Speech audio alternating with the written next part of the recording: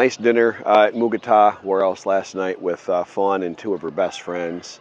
The one young lady, I kind of jokingly, but somewhat lovingly, call her Luke Sao, and then she has another friend that's another teacher that she goes way back with. And back when none of them had boyfriends or whatever, they all did stuff together and kind of, it was sort of cute, that whole thing. And anyhow, so that was all good. It's all positive dynamic, and they're very nice, and they're very polite people, which there's a surface politeness that pretty much everyone has here. If you don't get that, that's a warning bell for sure. And sometimes you won't. Sometimes there's people that will overtly not like you. And hey, as my business mentor told me one time, as he said, every once in a while you'll just get two people that just are not going to like each other off the cuff for potentially no valid reason, and it's just the way it's going to be. And you just move on with that. So we'll take his advice. But I was kind of thinking last night, it was a great dinner. I'm starting to think Mugata is not very healthy, though. I had a headache all night after that, which Fawn says is sodium bicarbonate, which is baking soda. I'm suspicious that that's really MSG. I don't know I'll have to look it up, monosodium glutamate, so I'm assuming that's sodium, so salt, so sodium, all that stuff, it's bad for you. I don't know if there's more to it than that. If it's more bad for you than salt, it probably really is. I'll have to look it up, but it was tasty, but something in my brain said this might not be healthy last night, and then I had a headache all night. So maybe I'll limit my Mugata to just once a week instead of twice. So we'll dial it down a tad. I've gotten more serious about my diet anyways. I want to get down to like ideal weight for me is probably 77 kilograms. That'd be like my Baywatch weight. So that'd be, hey, why not? I come here as you're kind of broke down old guy, tossed aside because I can't make money anymore, and I can at least make myself look good. I can do that. And for all those years of bodybuilding, I was always chubby. So it is. You can see it's fun for me. I'm getting something out of it. So, and it's free, fits the budget. So I'm having a good time with that. But I was thinking about how how life in the Isan region so far has met with my original expectations from the quote-unquote from the brochure. All my internet research of, come to the Isan region, it's all this and that. Yeah, no. It was way off. They are not living up to the brochure on that one, boys. Before I came here, I knew some Thais. Before I came to Thailand, I knew some Thais back in the States. So I learned about Korat before I got here. And they were all from, one claimed to be from Korat City, like that made her more metropolitan or something, but she was just from Pak Thong Chai, they were all from Pak Thong Chai, and they were from kind of a ugly part of Pak Thong Chai. The downtown is, I drove by the downtown Pak Thong Chai one time, and it does look quite pretty. Yusani says it is very beautiful. It's probably a really nice town. And being in the periphery of that also puts you, I think that puts you more like 45 minutes from Bangkok, from Korat. So it's less desirable in my mind than Nan Sung because of that. And I know for a fact Nan Sung has like every little nice thing that I want. So would Pak Thong Chai have that? I have no idea. But it did look pretty. I do want to spend an afternoon there walking it, checking it out, having lunch there, do a little shopping with Fawn or something like that. I do want to do that. That's on my list. Maybe this Christmas or winter I'll get out that way. That might make sense to do that. But I drove by their place once, and that whole area was just boring, and it was just like the off end of a little industrial nothing, and just like So we had a falling out before I left, so hence that I never really actually saw them after that. But I did get some real information from them, and that was helpful. The point being that got me honed in on Korat. They kept talking up how great Korat was, and I agree with them. Korat is really an awesome place if you like the lesser costly, quieter life. Suburban Korat is nice for that. And the weather seems to be pretty good. I don't know. It's strange. I go to other places and it tends to be just a little more hot and humid. There tends to be a unusually cool temperature breeze here, even through the hot season. It hasn't been as much this year as last year's yet, but we're just getting into the thick of the hot season right now. But typically from the north, there's this like almost an ice cold breeze. It's really weird, and it comes almost every day. Actually, we kind of got it right now a little bit, but it's still morning. It's probably 80 degrees or 75, 80 degrees, but it feels like 60. The temperature's so weird here. But anyway, so the brochure. Probably one of the biggest disappointments has been the expat culture. I really pictured that I'd have my cute little Thai lady. I'd meet a nice Thai lady here, and I'd meet some friends. They have their cute little Thai ladies. We all go to dinner and laugh at the world and eat our $6 dinners and go ha ha ha and eat our awesome food. And I knew that from the reaction of the Thai friends I had back in the States and from reading stuff on the internet, I was pretty confident that I'd get a very, very overtly positive reaction from the Thai ladies, that I would be in demand or desired or attractive or something to them in some ways. And if you've watched the channel for a while, you know that gets pretty complicated and pretty thick pretty quick,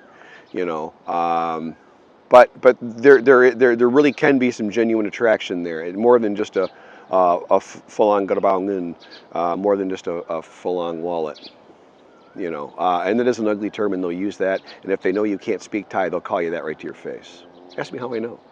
Anyway, so they do like doing that. There is a dark side to everybody. Americans, we have our dark side. It's not very cool. There are a lot of things we do that aren't very nice, and they have theirs. So, anyways. Not judging any of them as a people, so don't say that. So the full-on culture has been a huge disappointment. I can't seem to barely find anybody who can function as a human being. I have a few friends who are very cool people, who are very good people. But these are people that would be my friends back in the States, and I guess there's something I will pass on as quote-unquote advice, that I would encourage you not to lower your standards for friendship just because you're in a foreign place and the pickings might be thin where you're at. I hear in Hua Hin it's more like normal, functional, damn reasonable people, maybe, for the foreigners. I would go to a car meet, and the car culture is known to be very cool people. I don't know why. You would think that's people that prioritize machinery over people and relationships, but that the opposite couldn't be more true. Through the divorce, the most steadfast and loyal friends were my people I met ultimately through the car world. And then you become your own friends on your own. It isn't just, I'll see you at the next car meet. After a while, it's, you're going to dinner together. You're going to parties, and you're just. Some of these guys, you come to love them. They're just freaking awesome people. And to the depths of some of my very best friends in the States, I have people here I kind of put to that level. Considering that I've only been here on the ground a year and a half, and these people I've only known for maybe 6 to 12 months, so there's still hey, we've only been friends for 6 to 12 months, but I can see they're very good people. So, but God, the pickings are so thin. So I pictured more of a social life of going out and this and that.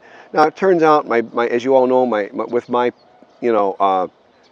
health problems, I'm not physically able to go out and go do that. I don't know what I was thinking, picturing that. I guess I was thinking I was going to heal, like from the surgeries were going to fix me more, but whatever. But it's ended up being PAW D, which is weight good, which also means a good fit. That because of my lack of mobility and all the personal, the overwhelming majority of my day and my time, hour by hour, is focused selfishly on me. I am doing the very definition of me time right now, and I don't care if somebody doesn't like that. That's their problem, because this is necessary. And I've waited we earned the retirement, so you guys all can do it too. And in my case, there's an underlying physical need. I don't really have a choice, so anybody that doesn't like it can really F off. But it's ended up being a good crazy fit though, and I do believe in providence, and I am a little bit religious, so more than a little bit. So it does seem like I got here and it's a really good fit, because this is a great place to heal. If you were financially wiped out, emotionally wiped out, or depleted, and then you come to Thailand, you could land in the Korat area for a while and chill and use this as a base of operations, because here we are almost exactly in the middle between Ubon and Bangkok. And let that soak in, my friend. That's not a small thing to toss aside and go, oh, what a funny coincidence. That's helpful. Along that path, you've got Khon Kaen to the north, Buayai to the north, Pimai to the north, and a bunch of other places I'm just not thinking of right now. And then to the south, you've got Pak Chong, and Pak Thong Chai, which you could check out. I don't know if that's that important, but Pak Chong is a mountain town. It has, as far as I'm aware, and there's probably some place that's a little better, but it has, as far as I know, the absolute lowest and drastically lower temperatures than the rest of Thailand. So if you're not heat tolerant like I am, and I love it, Pak Chong would be too cold for me, but I need the Thai heat for my back. I need it. But most guys don't like it. They really don't. And so Pak Chong is very popular with expats. There's a big expat culture there. It is more expensive. Maybe you get fewer of the deadbeats. I don't know. Now, the Isan region, let's talk about the brochure in the Isan region, because I got a bone to pick with all those bloggers on the internet that writing about the Isan region and everything, and then, yeah, you guys are way off. I don't think any of them ever put one toe in the Isan region in real life or something. Because how could you be that far off? But they were talking about and there's a famous article, you can look it up, and I have nothing against the author of the article. And a lot of what he said was true, or some basis in truth. But the article didn't really show any of the reality of any of the other sides of the points. It just sort of glossed over the top in painted a very flattering picture of only the good things. You know, from my memory. Maybe I'm remembering it wrong, and maybe it's a fantastic, hard-hitting, journalistic article, and I'm just remembering it wrong. But there's a famous article called "The Good Daughters of Isan," and now that I've said that, you can Google it if you want. You can read it, and you can comment about it on the channel if you want. And if enough comes up about it, maybe I'll do a review of the article if there's enough interest in it. But I'm almost curious to go back and look at it, but I got a pile of reading as it is, and it's in Thai. And I got my books to read, so I got plenty of reading as it is. I barely get to watch my TV shows and movies. It takes me a week to watch a 2-hour movie, pretty much. I'm busy, which is freaking awesome. The things I'm busy doing, I'm rather enjoying, by the way. So did I mention I'm in Thailand? So yeah, this is a fun place. So, The Good Daughters of Isan, and it just basically talked about all the positive aspects. And with that, I could picture somebody like Fawn, some of her really nice, good-hearted friends. And out of the 30 Thai ladies I know, there's probably 5 really, maybe it's 25 ladies, and 5 of them are really nice, good, what you'd think of as a stereotypical good, one, just a good person, and then just a good traditional Thai person, a good, that good daughter of Isan. And they are there, and there's one that's really nice. She's super unhappy in her marriage. If I had, and I don't, but if I had a good expat here, I'd introduce him to her. But she'd love to have an actual nice, her husband's a piece of shit, pardon my language. She just stays out of loyalty, and probably I think they get financially trapped. Speaking of which, and I really can't say anything about this, but I know an expat who's financially trapped a Thai lady. He's really a dirtbag. It's ugly. He really treats her very, very poorly, and she's stuck. It's weird. Her whole family needs that money from him, and he pays. He's got the money, so he pays. And when they pay, they play. And here but it's ugly. I feel proud of the fact that we know those people, and the lady's a nice lady. I have nothing against her at all. She has my pity. But I'd already told Fawn weeks ago or months ago. Well, months ago I said I really don't need to see them much. And a few weeks ago I said, what, I don't ever need to see them again. I'm done. I just don't like spending time with that guy. I don't like, if you need to see the lady, just go meet her for coffee. Or I don't need to be there. I don't need to go hang out with him. Just don't like the guy. Okay. And then some more stuff came out, and I felt kind of, you're kind of proud, It's like, yeah, I knew those Nazis were bad back in 1939. I didn't need to wait until 1943 to figure that out. You feel kind of like that. So, but anyways, I'm a big World War II buff. Me and my boy. When you have an autistic son, you got to find the things that they're interested in, and their interests have to become your interests, because it does not work the other way around. Anyone with an autistic child knows that. It's cute though. It forces you to open up your world more, so it's all good. So what else on that article? So, basically it just paints this rosy picture of these caring daughters that sacrifice themselves and get sort of entrapped in the bar girl culture and all that. And and some of them are trafficked. Some of them are forced to go and work. Okay, and there's very little mention of that.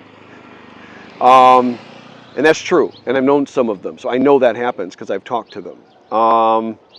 But most of them just want the money. It's a monetized culture. It's a poor country. That's just a perfect storm for, predators, pedophiles, and whatever else. And then you get these black-hearted Thai ladies that just want the money.